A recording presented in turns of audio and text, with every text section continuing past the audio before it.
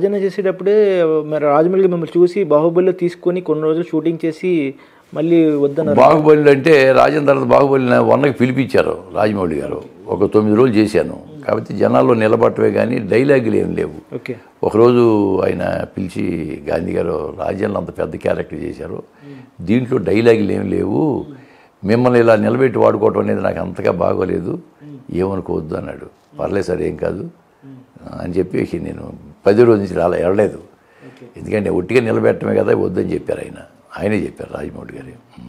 So Rajanna అప్పుడు పరిచయం ఉన్నారండి రాజమౌళి గారు? అయ్యో రాజన్న పరిచయం సక్సెస్ మీటు పెట్టారు ఎన్ కన్వెన్షన్లో.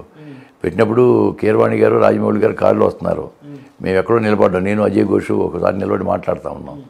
నన్ను చూసి కారు దిగి నా దగ్గరికి వచ్చాడు రాజమౌళి గారు వచ్చి చాలా బాగా అద్భుతంగా చేశారు మీరు, ఎక్సలెంట్, చాలా బాగుందని చెప్పి మెచ్చుకున్నాడు. నాకు అంతకంటే డైరెక్టర్ మన దగ్గరికి వచ్చి మెచ్చుకోవడం అనేది మెచ్చుకోవడం. కీరవాణి గారు కూడా, కీరవాణి గారు ఇప్పుడు కనపడి నన్ను సాంబయ్య అంటాడు, గాంధీ అని పిలవరు ఆయన, సాంబయ్య గారు అంటాడు. అలా అంత ముద్ర పడింది అది. చాలా మంది డైరెక్టర్స్ కూడా మిమ్మల్ని బాబాయ్ అలా అంటారంటే, చాలా మంది డైరెక్టర్స్ కానీ కో డైరెక్టర్స్ కానీ మేనేజర్స్ కానీ. మనం కూడా అందరితో బాగుంటే అబ్బాయి ఎలా ఉన్నారంటే బాబాయ్ బాగున్నా ఉంటుంటారు. ఆ విధంగా మన పిలుపులోనే ఉందండి. మనం కూడా ఆప్యాయంగా పిలిస్తే వాళ్ళు కూడా ఆప్యాయంగా పిలుస్తారు. నేను సెట్కి వెళ్తే అందరిని గౌరవిస్తాను మామూలుగా. ప్రొడక్షన్ బాయ్ దగ్గర నుంచి కాస్ట్యూమ్ వాళ్ళు కానివ్వండి, మేకప్ వాళ్ళు కానివ్వండి, ఎవరినైనా సరే మామూలుగా ఈవెన్ జూనియర్ ఆర్టిస్టులు కూడా జాగ్రత్తగా మామూలుగా పిలుచుకుని వెళ్తుంటాను. వాళ్ళు కూడా మనల్ని అందరికీ గౌరవిస్తారు. సో తర్వాత వకీల్ సాబ్ వచ్చింది. వకీల్ సాబ్లో కూడా పవన్ కళ్యాణ్ గారితో ఆ ప్రయాణం అనేది చాలా అద్భుతంగా ఉంటుంది. చాలా సీన్స్లో ఆయనకు మోటివేట్ చేసే విధంగా హీరో అంజలి గారు వచ్చి ఈయనేంటి లాయర్ అంటే మీకు ఆయన గురించి ఏం తెలుసు అని మీరు చెప్తారు.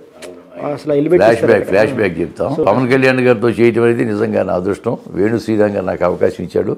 అలాగే కో డైరెక్టర్ బాబీ గారు మంచిగా ఎంకరేజ్ చేశాడు. ఆయన దిల్రాజ్ గారు నన్ను యాక్సెప్ట్ చేశారు ఆ పాత్ర చేయడానికి. అంటే పెద్దవాళ్ళు చేయవలసిన పాత్ర అది యాక్చువల్గా. అటువంటిది కొత్తవాడు నాకు ఇవ్వటం అనేది నా అదృష్టంగా భావిస్తున్నా. అందులో పవన్ కళ్యాణ్ గారితో ఒక్క డైలాగ్ చెప్పినా చాలు అనుకునే వాళ్ళు చాలామంది ఆర్టిస్టులు. అటువంటిది వాళ్ళు లెంగ్త్ రోలు ఆయనతో ట్రావెల్ అవ్వటం అనేది నిజంగా నా జన్మలో మర్చిపోలేని సంఘటన అది. అది సినిమా హిట్ అవ్వటం, దాంతో నాకు చాలా మంచి పేరు వచ్చింది. అంటే అది రిలీజ్ అయిన 10 సంవత్సరాలకి మళ్ళీ నాకు ఒక మంచి అవకాశం వచ్చింది. అది ప్రూవ్ అవటం తర్వాత నాకు చాలా సినిమాలు పడిలేండి. వకీల్ సాబ్ కానీ అన్నీ టక ఒక 25-30 సినిమాలు నేను చేశాను, చిన్న సినిమాలు పెద్దవి కానీ. వకీల్ సాబ్లో అండ్ ఆఫ్ ద స్క్రీన్ ఎలా ఉంటారండి పవన్ కళ్యాణ్ గారు? ఆయనతో మాట్లాడారు మీరు ఇప్పుడు?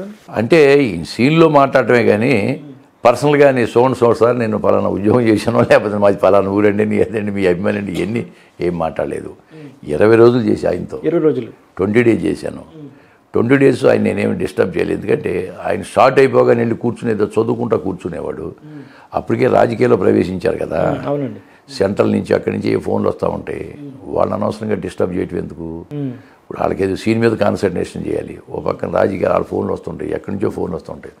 మనకి ఎందులేని చెప్పి నేను ఒక మూలపోయి కూర్చునేవాడిని ఇంకా ఫ్రెండ్స్తో. ఆయన పనులు ఆయన ఉండేవాడు. నేను అసలు పర్సనల్గా ఆ 20 రోజులు ఒక్క మాట కూడా మాట్లాడాల, కనీసం ఒక ఫోటో కూడా దిగలేదు ఆయనతో.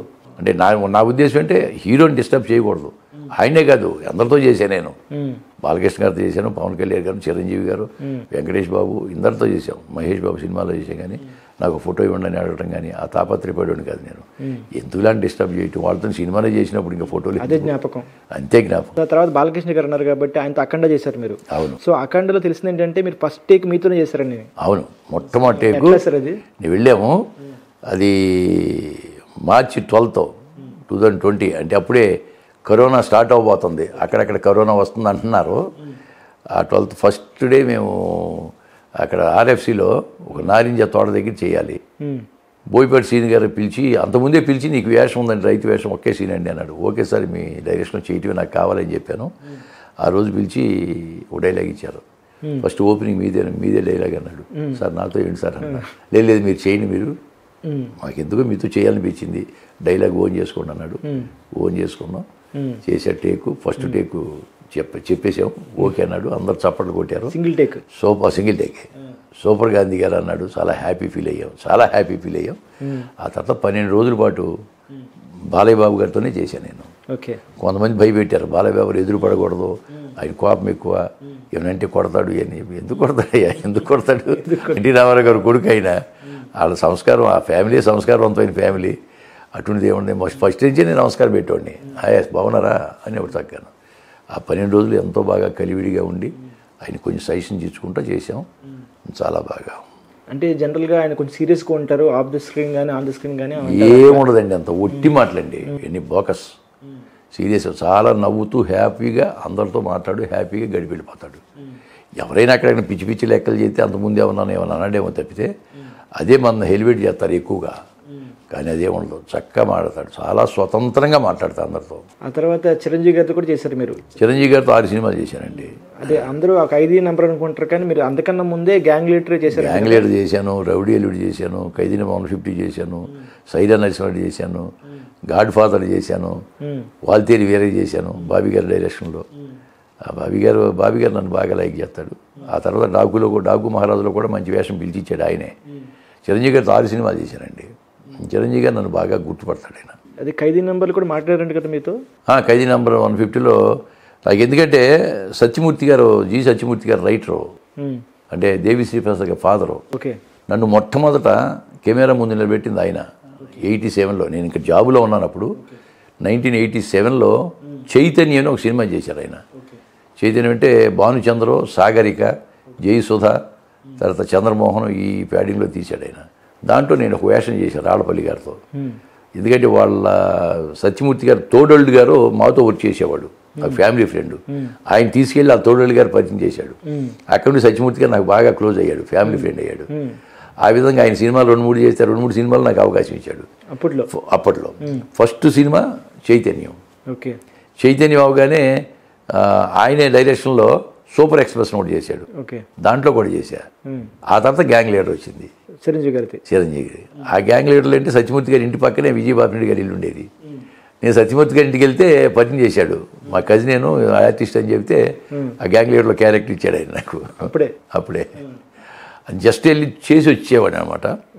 ఆ తర్వాత 4-5 సినిమాలు చేశాను. కానీ నాకెందుకంటే పిల్లలు చదువుకుంటున్నారు, చిన్నపిల్లలు, ఫ్యూచర్ ఏమన్నా పాడైపోతుందా, 15 రోజులు ఒకసారి మద్రాసు పరిగెత్తేవాడిని అని ఒకరోజు ఆలోచించి ఇక ఒక 10-15 సంవత్సరాలు పిల్లలు ఎడ్యుకేషన్ అయ్యే వరకు బయటికి వెళ్ళకూడదు అని డిసైడ్ చేసుకుని ఇంకా ఆ జోలికి పోలా. పిల్లలందరూ చదువులు అయిపోయిన తర్వాత అప్పుడు రీఎంట్రీ ఇచ్చాను అనమాట. ఆ తర్వాత రాజన్న వచ్చింది నాకు. ఫ్యామిలీ కోసం, పిల్లల కోసమే, కేవలం పిల్లల కోసం. పిల్లలు పెళ్ళిళ్ళు అయిపోయిన తర్వాత అప్పుడు మళ్ళీ ఫీల్డ్లోకి వద్దాం, ప్రయత్నం చేద్దామని ప్రయత్నం చేసాం, క్లిక్ అయ్యాం. సో ఫ్యామిలీ సపోర్ట్ ఎలా ఉండేదండి? మీరు ఇలా బాగా, మా మిస్సెస్ కూడా సంతోషం, వాళ్ళు కోఆపరేట్ చేసేవాళ్ళు, మా పిల్లలు కూడా కోఆపరేట్ చేసేవాళ్ళు. ఇది నాకు ఫ్యాషన్ కదా, దాంట్లో ఏంటంటే డ్రామాలు వేసుకుంటూ ఈ తాగో తందనాలాడు లేదా జోదాలాడు పాడు చేసుకుంటే వేరే విషయం. నాకు అటువంటి అలవాట్లు ఏమీ లేవు. ఉంటే రిహార్సల్కి వెళ్ళటం, నాటకాలు వేయటం, సరదాగా ఉండటం, ఫ్రెండ్స్తో సరదాగా తిరగటం వరకు తప్పితే నాకు చెడు అలవాట్లని